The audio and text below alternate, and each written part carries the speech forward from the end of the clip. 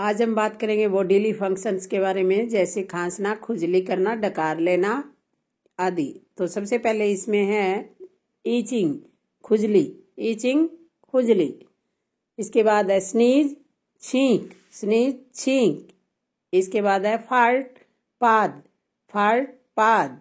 इसके बाद है ब्लिंक, झपकना, झपकना को इंग्लिश में कहते हैं ब्लिंक, ब्लिंक। हिकअप्स, हिचकी, हिचकी, हिकअप्स। बेल्च, डकार, बेल्च, डकार। कफ, खांसी, कफ, खांसी।